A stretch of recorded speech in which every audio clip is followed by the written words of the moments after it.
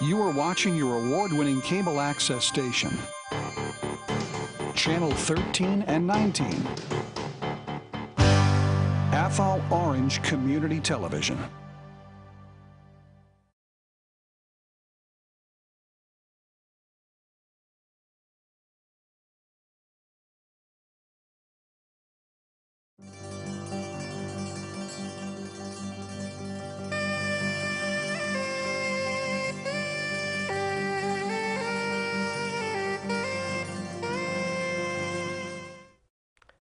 Hi, this is Hattie Nessel, and it is August 11th, 2017.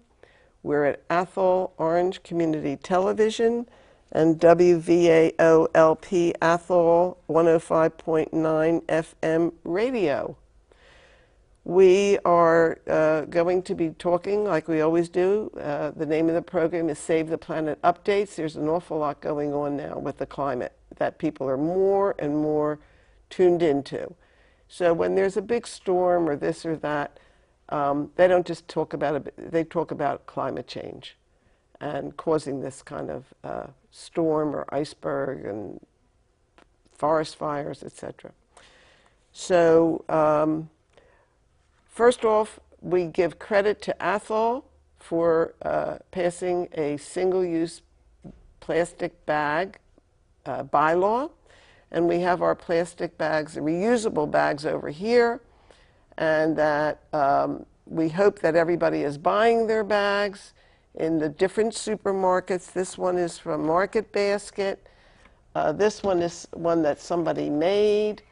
And this one is really an important one because this is at Hannaford, and for every one of these bags that is bought starting in September, Athol Orange Community Television will receive $1. Last time we did this, the whole month of September, you can buy these bags at Hannaford's.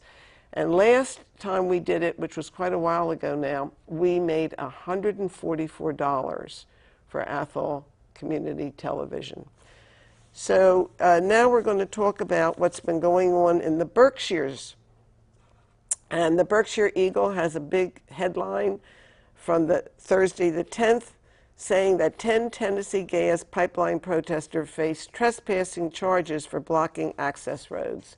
And we're going to show you some pictures of that. And we also have a picture of Francis Crowe, who's the famous 98-year-old activist who is being wheeled out of the Southern Berkshire County District Court for her arraignment.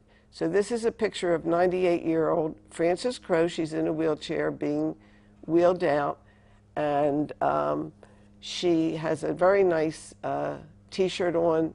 For those of you that are on the radio, resist with compassion, and she's got a wonderful big smile on her face. You would not know that this woman was 98 years old and had been arrested at the Otis State Forest, which is ours here in Massachusetts. We own it, but it is being destroyed by the Kinder Morgan Tennessee Gas Pipeline Company.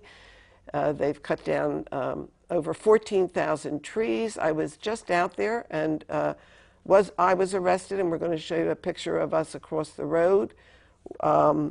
We drove out there in several vehicles. We had a bunch of us that were committed to blocking the road, and we went out the night of Tuesday night, and we were there in the road 6:30 in the morning, Wednesday morning, blockading the road, and they had no idea. They had all kinds of security lining the roads. They had state police lining the roads. We have a safe house to sleep in. Somebody's given us a house. We piled in as the cars came in, and the different people, support people, and people risking arrest. So we were actually not charged with trespassing. We were charged with disorderly conduct and disturbing the peace. So you can see us if you're watching us on TV now in the road. I'm on the right there of the 5 people on the left with a sign "Road Closed." We were holding a no trespass yellow tape across us, and we had one of those orange whatever they call those pine-shaped things for the road so that the cars wouldn't come. What was really interesting about being there was so this is from a picture from the rear of us, and I'm on the left with the kind of orangey salmon-colored shirt. And we're blockading. So you can see this whole line of cars and trucks. And when one of our support people walked down and looked at the license plates, there was only one license plate from the state of Massachusetts.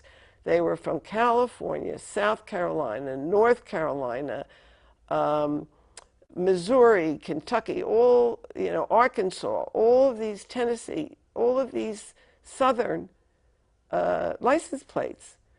So they talk about that they're going to create jobs here in Massachusetts, and yet those jobs are not being gotten by Massachusetts people. They're bringing in their own security people from the South and their own workers from the South. Only one vehicle said Massachusetts. So the forest is part of the state forest system committed to the preservation of the Commonwealth's natural resources. The 3,800-acre Otis State Forest is actually a series of forest lands scattered throughout the rural communities of Otis and Sandusfield. The forest offers hiking, fishing, and hunting. The pipeline project, which will provide natural gas primarily for the state of Connecticut, not Massachusetts, Connecticut, has already destroyed thousands of trees. We know that they said they were going to be cutting down 14,000 trees, and cleared hundreds of acres of forest land, all destroyed. While the state of Connecticut has determined that its natural gas needs have declined, the pipeline work continues. Designated state forests are supposed to be protected by the state government. Kinder Morgan obtained an easement through the Otis State Forest following a legal battle with the Commonwealth. The issue was resolved when a Superior Court judge ruled that the 1938, I'm going to repeat that, 1938 Federal Gas Act, a statute that many argue is outdated 79 years later, takes precedence on any state statute. So that is now being contested.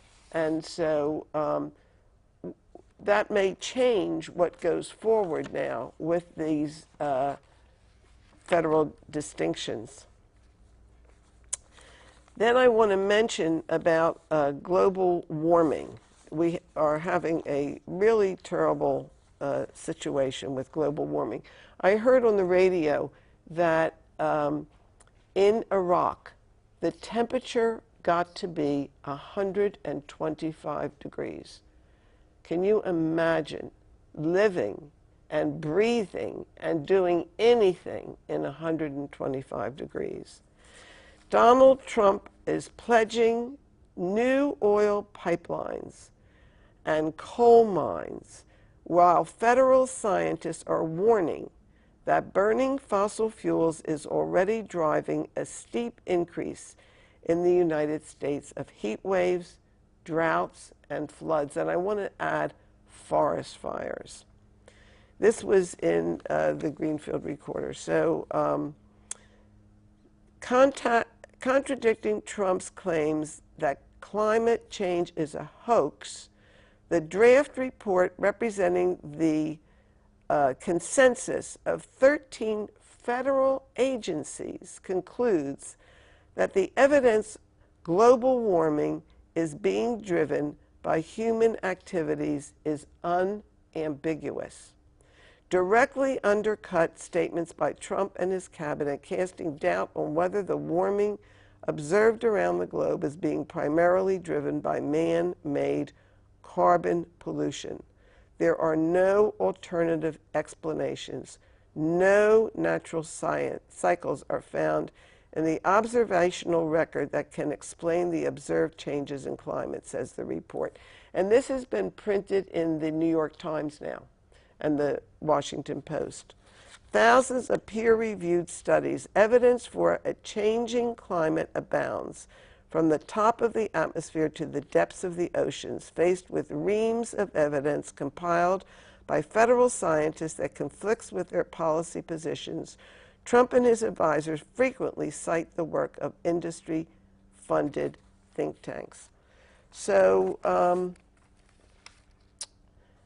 we have global warming is already happening. Recently, a piece of the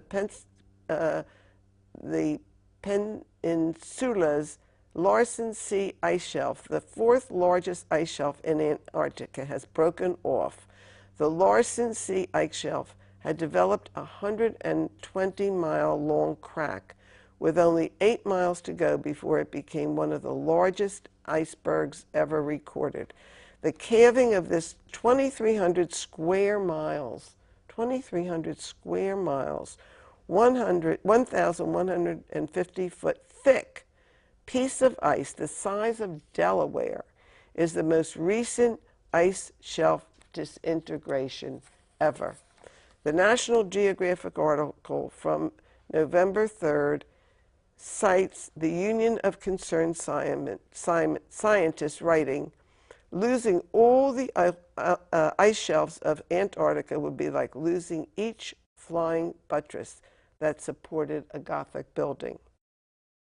Collapse is the inevitable result. The question is, how fast is the collapse in the case of an ice sheet that would slowly spread outwards and flatten like pancake batter that was just plopped on a griddle? Nearly a decade later, the latest science indicates a critical threshold that may have already been passed. At the University of Massachusetts, they concluded that the ice shelf alone could raise sea level as much as 3 feet by the end of this century. So this is really serious. We're glad that Athol has done its bit and Hannaford is doing its bit to stop global warming. Thank you from Hattie Nessel at AOTV.